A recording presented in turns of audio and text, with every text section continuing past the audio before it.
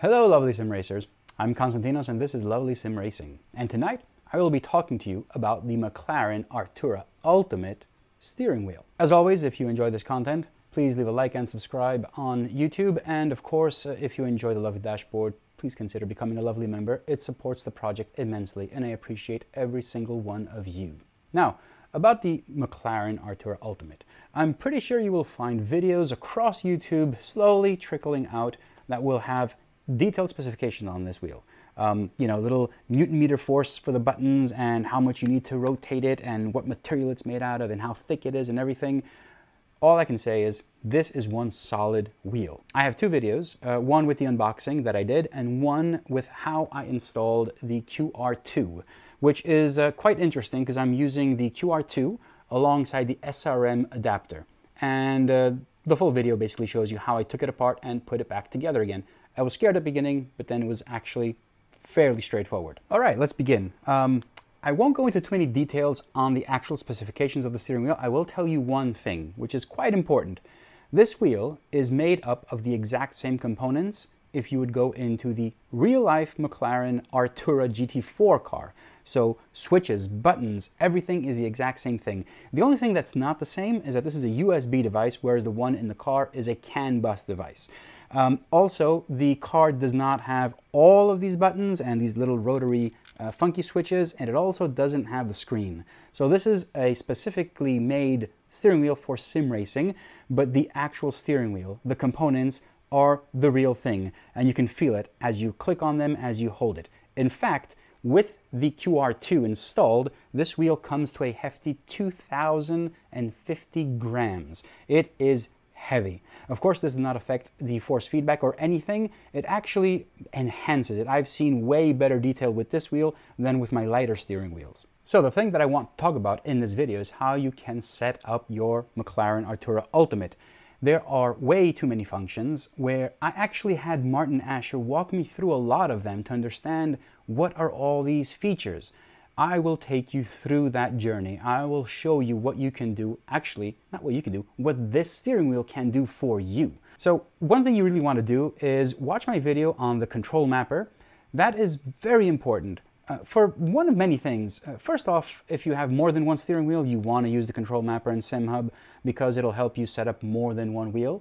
But then again, you also want it because you can create aliases for all your games and just map them really easy to your steering wheel. So there's a link in the description if you want to go watch that one as well. We're back in the rig, and now I'm going to get into the details. But before I do that, I want to talk about one little detail that you may have missed or may have been questioning this video. And it's I'm using a DD1. If you didn't know that, you know that now. And anyone that has a Fanatec DD1 knows that if you don't have a podium hub or a official Fanatec steering wheel, it just won't give you any feedback. Force feedback, that is. So how do you solve that? Since I am using a QR2 and I am using a DD1, obviously you can go out and buy as many podium hubs as you would like. What I've done is something even simpler. I went and got one of these SRM tiny emulators. It's a little, it literally is tiny. It's this little thing over here that emulates a Fanatec steering wheel. It's got the pinout of the Fanatec steering wheel, and it actually goes into your DD base, and it makes it think that there is a Fanatec steering wheel connected to it. Let me show you. So all you do is you basically take this little tiny emulator, and you plug it into your DD1. That's pretty much it. Now DD1 thinks there is a Fanatec steering wheel and it delivers force feedback. And this little pin emulator doesn't actually affect your steering wheel, which is not a Fanatec steering wheel because there's nothing in here. It's completely empty. This also kind of makes you want to be very careful when you actually want to plug in a Fanatec steering wheel, because if you do not remove this, then you will be breaking the Fanatec steering wheel's pins. So always be careful. Don't make that mistake. So now all I need to do is just pop in my steering wheel and I'm done. And now I can use any steering wheel using the QR2 system on a DD1 with force feedback. And now let's get back to the Ascher Racing settings for the Artura Ultimate and all the Artura basically. Any Artura that has dials, this is what I want to focus on. Before we get into the details about these two rotary dials, I just want to give you a really rough outline of the Ascher Racing Control Center. First and foremost, obviously you can change your analog axis behind. So, you know, where you have a clutch, you can have it as a gas or brake, or you can have master on the right, master on the left, and you can also set your bite point. Now the bite point, currently you can set it through this software, and you can also set it through shortcuts on the steering wheel. I'm not going to get into that detail. It is in the manual, and it is also in this software where you can find it.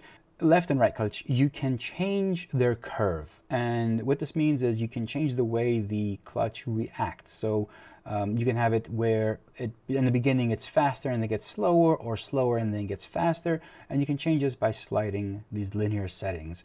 You can change the linearity. Of course, there's also an S-curve, which completely changes how clutch works. And if you are keen on changing, and yeah, you can completely modify the curve of the clutch, and you can do the same thing for both right and left clutch. So yeah, it's pretty much up to you how you want to use it. But now is the time we talk about the dials, finally. And we'll take these one by one, and I'll explain exactly how each one works. So you can see you have options for the left and the right. Let's look at the right one because it's a bit simpler the way I've set it up. You can obviously select the encoder mode, which is your standard default encoder. So if I have it in encoder mode, I turn it to the right, it turns it to the right. If I turn to the left, it goes to the left. It is very basic. The other two over here is the permanent and the pulsed. I use it in pulsed mode. This basically changes this dial into a permanent switch.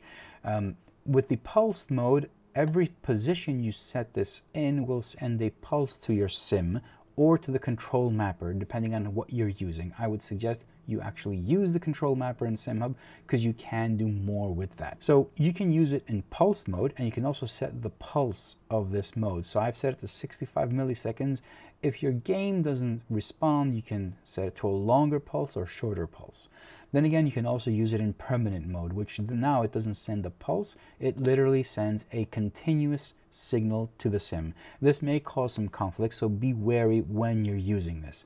I find that pulsed works best. I'm using pulsed on my right rotary dial, and I'm using this for the map, engine map. So depending on which position it's in, it will change the engine map. It literally will go from 1 to 4, and if I go the other way around, it will use the highest engine map. So in the Ferrari, I think 296, it's map 8. So this will always show map 8 until I go below the 8, and it will go to map 7. So it's a very easy way to change your map, and it's very immediate. But now, let's get into my favorite bit, the modifiers. All of these options, beyond permanent pulse and encoder, all of these options are called modifiers. And what these allow the dial to do is, this dial, depending on its position, will modify the output of other buttons or encoders on the steering wheel. The first option is button 3 and 9. Now, if you don't know what button 3 and 9 is, you can always go over here in the button mapping, and in here you will see that button 3 and 9 are essentially what I'm using as minus and plus over here. And note that there's 4 and 10 are the two yellow options.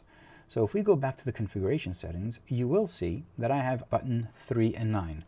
This means that this rotary dial, depending on its position, will change the output of these two buttons.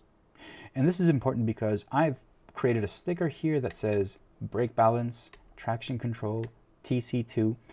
Depending on where this is, these send different signals. So in game, I can have it on, let's say, traction control. So now these control the traction control.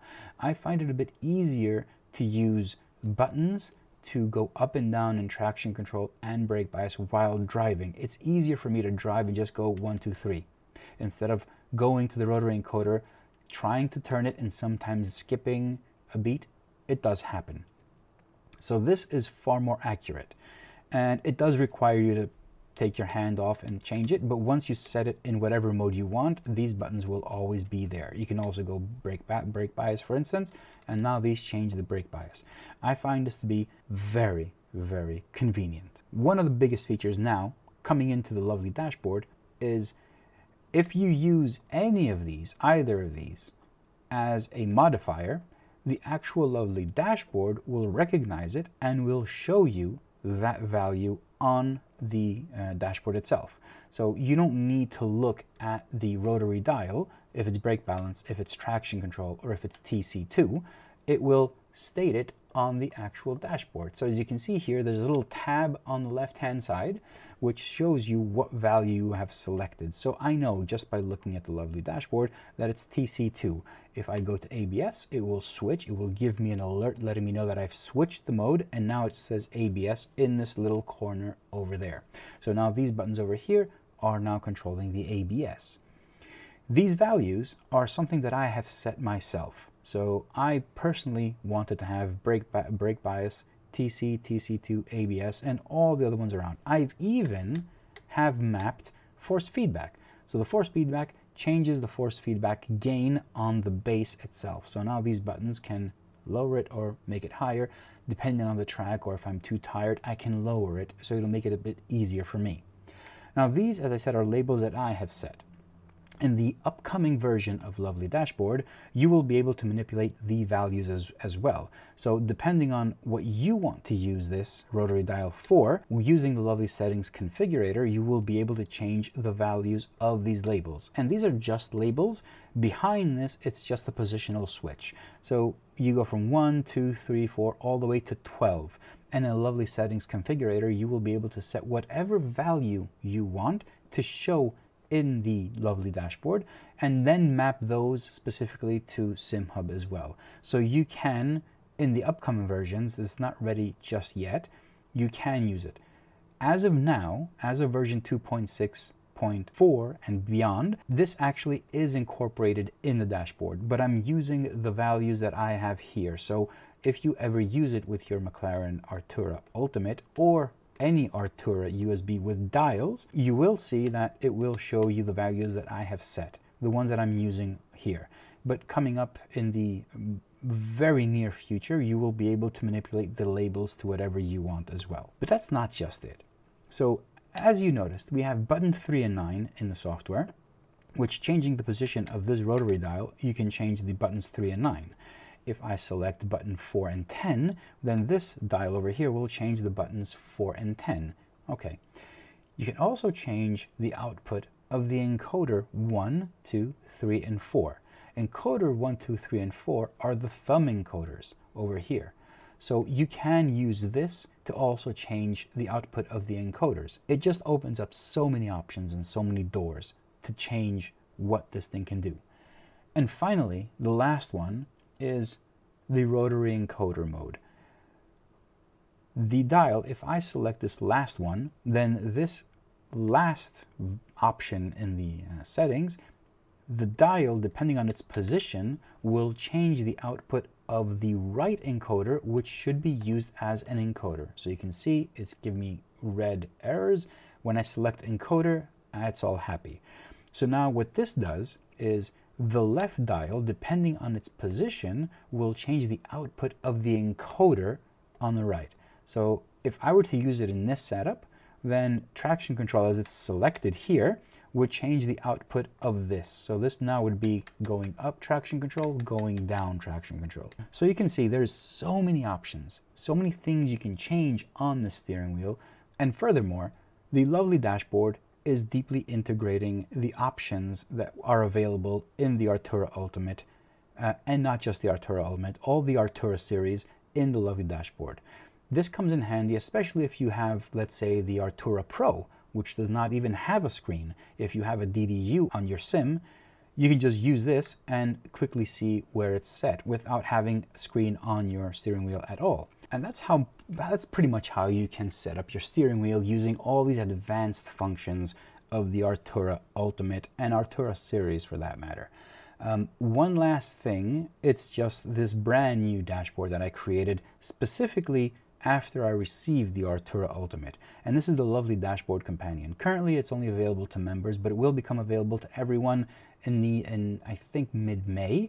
And this is a companion app. It uses the online track data repository that I've created, and it basically manipulates the map to fit perfectly in this space, and it gives you information for the track and the turns as you're taking them. The Lovely Companion also shows you your next race. So if you're running on LFM or pit skill, and in the future there will be more services added, it will give you that little notification up on top, and that notification will remain even if you're in a session, which means you can go out practicing on an AI race while already signed up to LFM. The companion will let you know if the server is opening so you don't miss it. It'll also give you your split and your password depending on what servers you're connecting to. And this concludes the advanced features presentation of the Ascher Racing Artura series steering wheels. I really hope you enjoyed it, and I also hope you enjoyed the lovely dashboard integration. The lovely dashboard integration will be getting even more advanced as time goes by. I'm working closely with Martin Ascher, trying to bring more features into the lovely dashboard. So the rotary dial integration is just the tip of the iceberg, at least the way we've planned it and the way we're thinking of it. So always subscribe and like, go on to my Discord and join the Discord, because that's where everything happens and you will be up to date there. And please, if you enjoy any of the content that I'm creating and the lovely dashboard ecosystem and all the products, please consider becoming a lovely member. You're supporting the project and keeping this thing afloat and helping me continue working on it endlessly. Yeah, I think that's pretty much it. Thank you very much for watching this video, and I will see you on the next one. Bye.